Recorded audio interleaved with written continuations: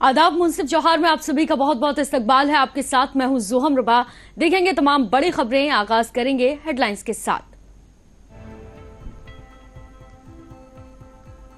CM Champai Soren ने किया बड़ा ऐलान। झारखंड में अगले 3 महीने में 40,000 युवाओं को देंगे सरकारी नौकरी।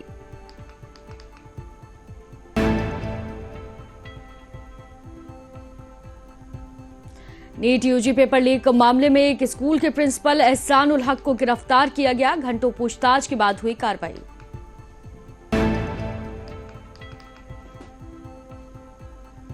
झारखंड के पश्चिमी सिंहभूम में एनआईए का छापा। ट्रेडर फंडिंग मामले में हो रही है जांच।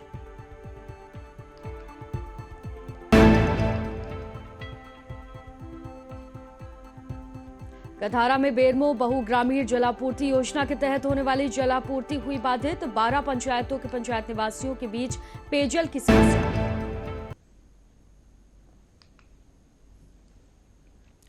तो चलिए खबरों की शुरुआत करते हैं। झारखंड के सीएम चंपई सोरेन ने धनबाद में करीब 313 करोड़ और 96 लाख रुपए की 333 योजनाओं का उद्घाटन और शिलान्यास किया है। साथ ही लाभुकों के बीच में परिसंपत्तियों का वितरण भी किया। उन्होंने कहा कि ऐसी नीति लाने का काम कर रहे हैं जिससे कोई विस्थापित ना हो और सभी को इसका फायदा मिले। वहीं इस अवसर पर मंत्री सत्यानंद भोक्ता सहित कई मंत्री भी शामिल हुए। इस मौके पर सीएम ने कहा कि राज्य में अगले 3 महीने में 40,000 युवाओं के हाथ में सरकारी नौकरी होगी। संबंधित आयोग को हर हाल में इस समय सीमा के अंदर नियुक्ति प्रक्रिया पूरा करने का निर्देश दिया गया है। सीएम ने कहा कि सरकार निजी क्षेत्र की कंपनियों में भी स्थायी युवाओं को नौकरी दिलाने के लिए अभियान चलाएगी। जो युवा स्वरोजगार के इच्छुक हैं उन्हें प्रधानमंत्री रोजगार सृजन योजना के तहत आर्थिक मदद की जा रही है।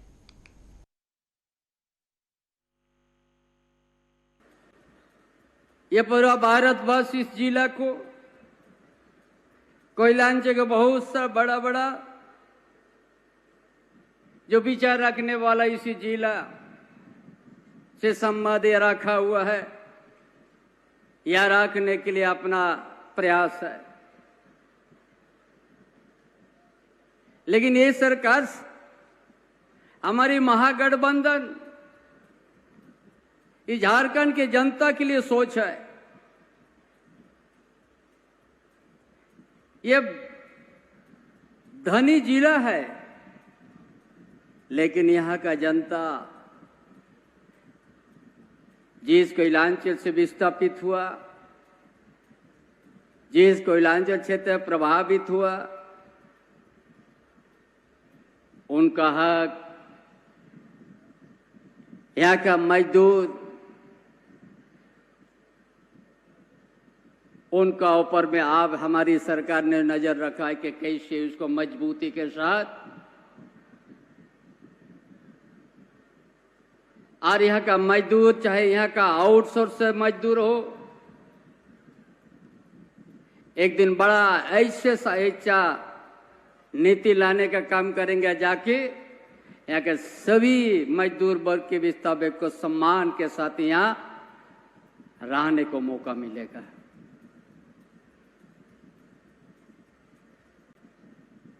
इसीलिए ये राज्य के अंदर में ये बहुत महत्वपूर्ण रखते हैं इस धनबाद जिला ने।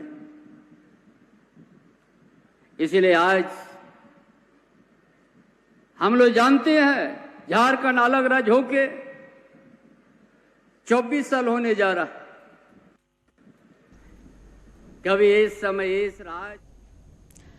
तो चलिए खबरों में आगे बढ़ते हैं। खबर हजारीबाग से है, जहां मादक पदार्थों के विरुद्ध 19 जून से 26 जून तक चलाए गए कार्यक्रम के तहत आज मैराथन दौड़ run for drug free Jharkhand का आयोजन किया गया। इस दौरान विभिन्न विद्यालयों, संस्थाओं सहित कई बच्चों ने भाग लिया और बड़ी संख्या में युवा भी मौजूद थे। जिले निवासी ने जागरूकता दौड़ में भी हिस्सा लिया। ये मैराथन दौड़ झील परिसर में एम्फी थिएटर से शुरू होकर पूरी झील का एक चक्कर लगाकर समाप्त हुई। तो वहीं दौड़ समाप्त होने के उपरांत मौके पर मौजूद युवाओं को मादक पदार्थों के दुष्प्रभाव के प्रति जागरूक भी किया गया। मैराथन दौड़ में विभिन्न लोग शामिल हुए और संस्थाओं के प्रतिभागी विजेताओं को मोमेंटो देकर सम्मानित भी किया गया।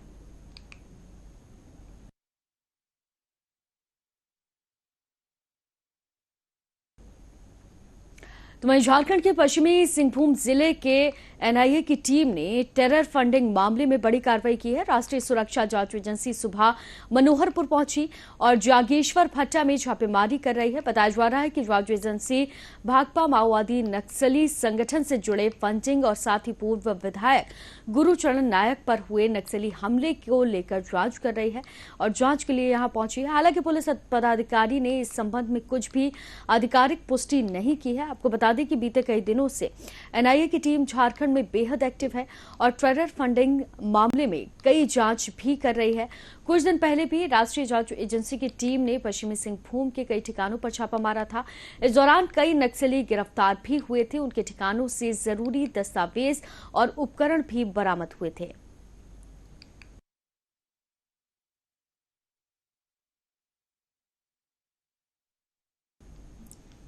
तो वहीं बेरमो अनुमंडल स्थित पेटवार थाने में पुलिस हिरासत में एक युवक की मौत को लेकर पुलिस को कटघरे में खड़ा कर दिया है। मृतक के परिजनों के द्वारा पुलिस पर आरोप लगाया जा रहा है कि 3 दिनों तक लगातार प्रताड़ित करके उसे मौत के घाट उतार दिया गया। उधर पुलिस वालों का कहना है कि आरोपी ज्ञान कुमार ने थाना हाजत में शौचालय में फांसी लगाकर आत्महत्या कर ली। आपको बता दें कि मामला एक 9 वर्षीय बच्ची के अपहरण का था। थाना क्षेत्र के अंकवाली में रहने वाली 9 वर्षीय बच्ची के अपहरण को लेकर युवक पर शक था। इसी मामले में ज्ञान कुमार को 3 दिन पहले पुलिस इसके घर से उठाकर लाई थी। बच्ची का शव अंकवाली स्थित तेनू नहर से बरामद किया गया। कल शव मिलने के बाद पुलिस ने उसे गहन पूछताछ भी शुरू की। इस बीच उसकी संदिग्ध परिस्थितियों में मौत हो गई। पुलिस ने फांसी लगाकर आत्महत्या की बात कही है, जबकि परिजनों ने पुलिस पर प्रताड़ना का आरोप लगाया है और पुलिस फिलहाल जांच में जुटी हुई है।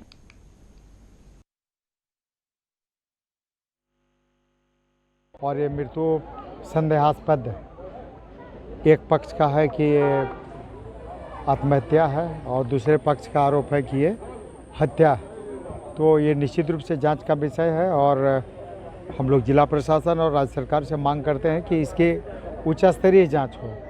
साथ ही जो मृतक है, मृतक के परिवार को उचित मुआवजा और उसकी धर्मपत्नी को नियोजन मिले। और इस संदर्भ में अभी हम लोगों का अनुमंडल पदाधिकारी बेरमो, अनुमंडल पुलिस पदाधिकारी बेरमो से वार्ता हुई है और कई विषयों को लेकर उन लोगों ने सकारात्मक आश्वासन दिया है।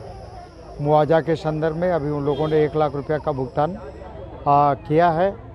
उसके बाद नियोजन के संदर्भ में है कि जैसे 10 कर्मा वगैरह श्राद्ध कर्म पार होगा, फिर उसकी धर्मपत्नी को नियोजन के संदर्भ में कहीं पर नियोजित करने का काम करेंगे। डीसी मैम के निर्देशानुसार सब कुछ कार्रवाई अभी तक हुई है और कुछ इन लोग का डिमांड था और जो डिमांड है उसके लिए इन लोगों ने लिखित एक प्रतिवेदन दिया है, मोमेंटम दिया है डीसी मैम के नाम पर। तो उसको अभी मैं डीसी मैम के पास प्रेषित करूंगा और नियमानुसार जो भी सरकारी लाभ है या जो भी जांच है, जो इनकी तरफ से डिमांड है, हर तरह से हम लोग सरकारी नियमानुसार जो भी है उसके अनुसार इनकी मांगों को पूरा। तो वहीं सीबीआई ने नीट यूजी पेपर लीक मामले में हजारीबाग के ओएसिस स्कूल के प्रिंसिपल एहसानुल हक को कस्टडी में लिया है। टीम ने हजारीबाग में उनसे पूछताछ की है। इसके बाद में उन्हें अपने साथ लेकर गई। हालांकि सीबीआई ने फिलहाल आधिकारिक तौर पर कोई पुष्टि नहीं की है। एहसानुल हक को एनटीए ने यूजी नीट पेपर लीक के मामले को लेकर हजारीबाग में सिटी कोऑर्डिनेटर नियुक्त किया गया था। उन्हें हजारीबाग शहर के 4 परीक्षा केंद्रों पर प्रश्न पत्र पहुंचाने और नियमों के अनुसार परीक्षा संपन्न कराने की जिम्मेदारी सौंपी गई थी।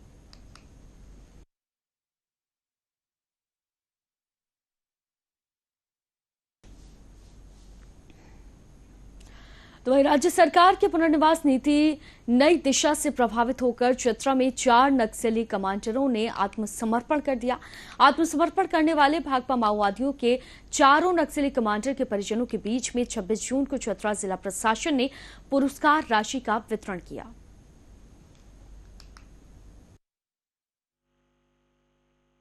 मुझे लग रहा है कंबाइंड रिजल्ट है। एक तो पुलिस और सीआरपीएफ के द्वारा जो अभियान चलाया जाता है, दूसरा सरकार के द्वारा भी सरेंडर पॉलिसी के तहत जो डिफरेंट तरह की स्कीम से भी आच्छादित करने को लेके और राशि को लेके भी जो सहूलियत उनको दी जाती है। तो जैसे कि एसपी साहब ने कहा, बाकी नक्सलियों से भी मैं एज अ डीसी भी अपील करना चाहूंगा कि आप मुख्य धारा से जुड़े और और गलत मार्ग को अपनाए बिना आप लोग सरकार की। तो वहीं डीसी जामताड़ा सहज जिला निर्वाचन पदाधिकारी की अध्यक्षता में 26 जून को विभिन्न राजनीतिक दलों के प्रतिनिधियों एवं मीडिया प्रभारी के प्रतिनिधियों के साथ में संभागालय में एक बैठक आयोजित हुई। बैठक में उपायुक्त ने मतदाता सूची पुनरीक्षण को लेकर चर्चा की। एक जो प्री रिवीजन एक्टिविटी जो हो रहा है उसकी तिथि है 25/6/2024 से 24/7/2024 तक एंड देन उसके तुरंत बाद जो रिवीजन एक्टिविटीज होगी वो 25/7 से शुरुआत होगी और ये चलते रहेगी 28/7/2024 तक और उसके बाद फिर इसका फाइनल पब्लिकेशन जो इलेक्ट्रॉल रोल का होगा वो होगा 20 अगस्त। तो अभी लगातार ये चलना है और मेरा आप लोगों से अनुरोध होगा पॉलिटिकल पार्टीज के जो एजेंट है उनसे भी और मीडिया कर्मियों से भी कि अभी हमारे जो आपके पॉलिटिकल पार्टीज वाले लोग डीएलए नियुक्त करते हैं, आपके जो बूथ लेवल एजेंट हो। तो वहीं गोड्डा के 2 प्रखंडों पौंडियार और महागामा में राज्य सरकार की महत्वपूर्ण योजना उन्नति का पहिया के तहत छात्र छात्राओं को साइकिल का वितरण किया गया। विधायक प्रदीप यादव और साथ ही पीएस दीपिका ने छात्र छात्राओं के बीच में साइकिल का वितरण करते हुए उन्हें पढ़ाई करने के लिए भी प्रेरित किया।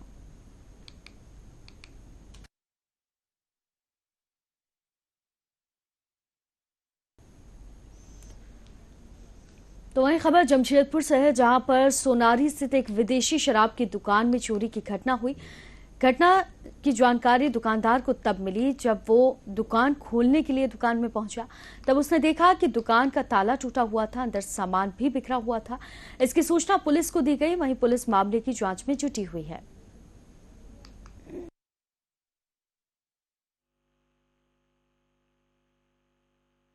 रात्रि में तो बढ़ा के हम लोग चल गए। जब सुबह दुकान खोलने आए, जब वो सामने का शटर हम लोग खोले तो देखिए प्लाई टूटा हुआ है। हम लोग को अंदेशा हुआ कि चोरी हो गई। तो इसकी घटना तुरंत हम लोग मकान मालिक को दिए, सोनारी थाना को दिए, अपने उत्पाद विभाग को दिए और जो कंपनी है विवेक उसको दिए। वो लोग आए, उसके बाद हम लोग ये शटर खोले, ये हम लोग अंदर घुसते हैं। वो घुसे तो देखे गला में पैसा नहीं है, जो चेंज था वो भी नहीं है। जहां बेरमो अनुमंडल के कथारा ज्वागढ़ी स्थित बेरमो बहुग्रामीण जलापूर्ति योजना के तहत होने वाली जलापूर्ति बीते कई दिनों से बाधित हो गई है। जलापूर्ति बाधित होने से 12 पंचायतों के पंचायत वासियों के बीच में पेयजल की समस्या उत्पन्न हो गई है। जहां एक ओर उमस भरी गर्मी से लोग परेशान हैं, तो वहीं दूसरी ओर गर्मी के दिनों में पानी की समस्या भी खूब लोगों को रुला रही है। दरअसल समस्या का उत्पन्न कारण पैनल बोर्ड में तकनीकी खराबी बताया जा रहा है और साथ ही मोटर लोड नहीं ले रहा। उपरोक्त बातें बेरमो बहुग्रामीण जलापूर्ति योजना में कार्य देख रहे मिस्त्री ने बताई। हालांकि उपरोक्त मामले में पेयजल स्वच्छता विभाग के अधिकारी दिलीप गूंज से दूरभाष पर संपर्क के मामले में जानकारी ली गई, तो उन्होंने बताया कि पैनल में तकनीकी खराबी आई है और झारखंड सरकार के बिजली आपूर्ति विभाग को मामले से अवगत करा दिया गया है और संभावना है कि जल्द से जल्द समस्या का समाधान हो जाएगा। तो वहीं ब्लॉक कोऑर्डिनेटर वीरेंद्र को भी मामले की जानकारी दे दी गई है। उन्होंने आश्वासन दिया है कि जल्द ही समस्या का समाधान कर लिया जाएगा। और आपको बता दें कि बेरमो बहुग्रामीण जलापूर्ति योजना से लोगों को ये उम्मीद बढ़ी है कि जल की किल्लत का सामना उन्हें नहीं करना पड़ेगा, लेकिन पैनल बोर्ड में तकनीकी खराबी आने की वजह से बेरमो में 12 पंचायतों में जलापूर्ति बाधित हुई है। और अब देखना यह होगा कि इस उमस भरी गर्मी में इनकी समस्या का समाधान कब तक हो पाता है, लोगों को इस समस्या से राहत कब तक मिल पाती है। हमारा झारखंड सरकार का पानी का कनेक्शन लगे हुए बहुत दिन हो गया, लेकिन पानी बाधित है, पानी चल नहीं रहा है। शुरू में लगा तो 2-3 दिन पानी चला, उसके बाद फिर बाधित हो गया और पानी का बहुत संकट है। अभी जारंगी दक्षिणी पंचायत बाजार में विनोद कुमार गुप्ता नहीं गिर रहा है पानी, शिकायत किया मुखिया जी को बोले और डिपार्टमेंट। तो वहीं पलामू के हैदरनगर इलाके में सड़क निर्माण करा रही कंपनी के एक जेसीबी और 2 ट्रैक्टर में उग्रवादियों ने 26 जून की रात को आग लगा दी और ये कंपनी हुसैनाबाद के विधायक कमलेश सिंह के भाई विनय कुमार सिंह की है। पुलिस अधीक्षक ने कहा कि इलाके में सर्च अभियान चलाया जा रहा है, जांच की जा रही है।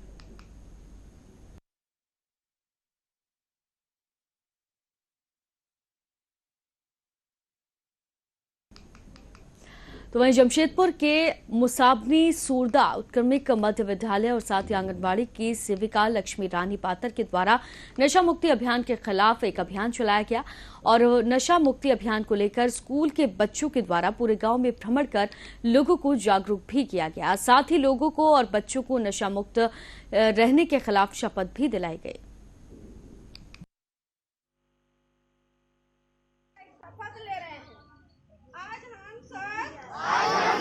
एकजुट होकर नशे का मुक्त झारखंड अभियान 2024 के तहत एक प्रतिज्ञा देते हैं कि न केवल हमारे समुदाय परिवार दोस्तों बल्कि स्वयं को नशा मुक्त बनाएंगे क्योंकि परिवर्तन भीतर से शुरू होता है।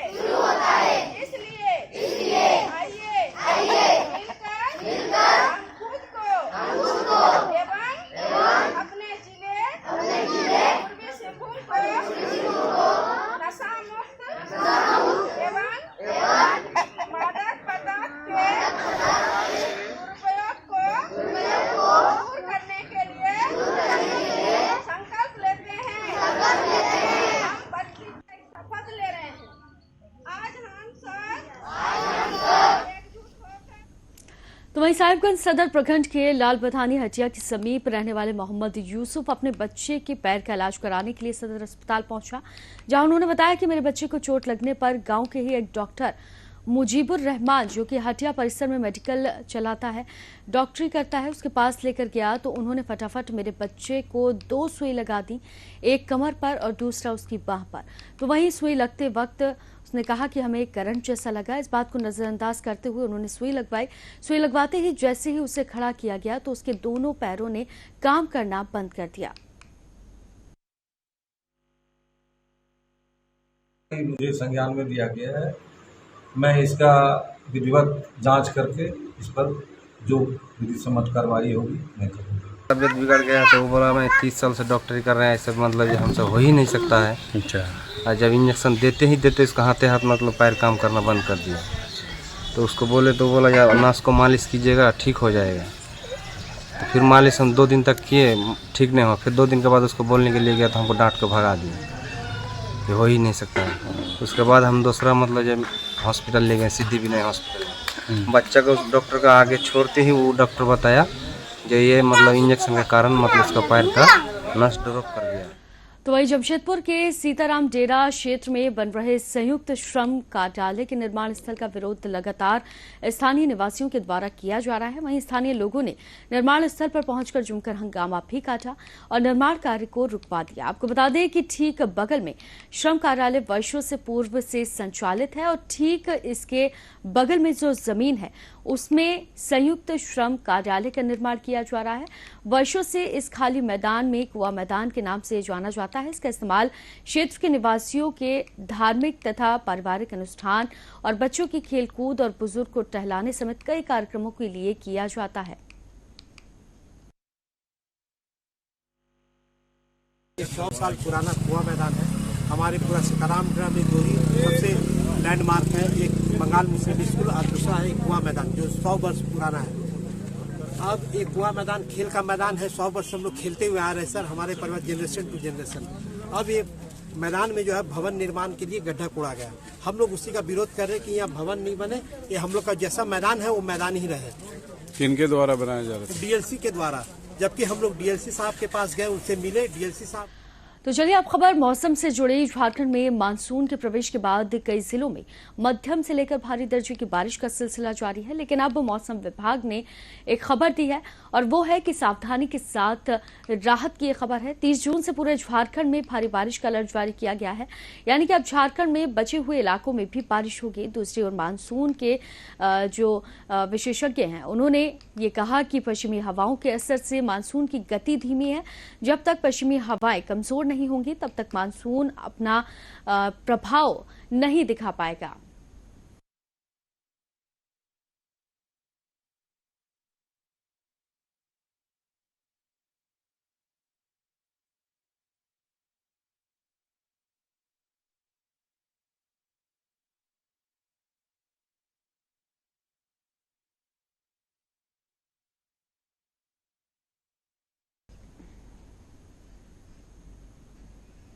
तो फिलहाल खबरों में सिर्फ इतना ही, लेकिन चलते चलते रुक करेंगे हेडलाइंस का।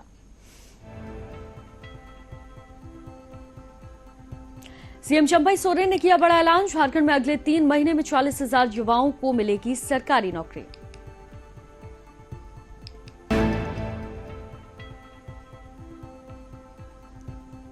नीट यूजी पेपर लीक मामले में स्कूल के प्रिंसिपल एहसानुल हक को किया गया गिरफ्तार, घंटों के बाद हुई कार्रवाई, पूछताछ के बाद।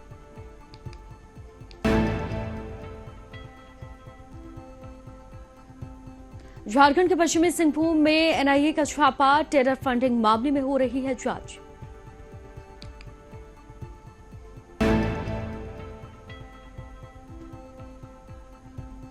कथारा में बेरमो बहु ग्रामीण जलापूर्ति योजना के तहत होने वाली जलापूर्ति हुई बाधित, 12 पंचायतों के निवासी हुए प्रभावित।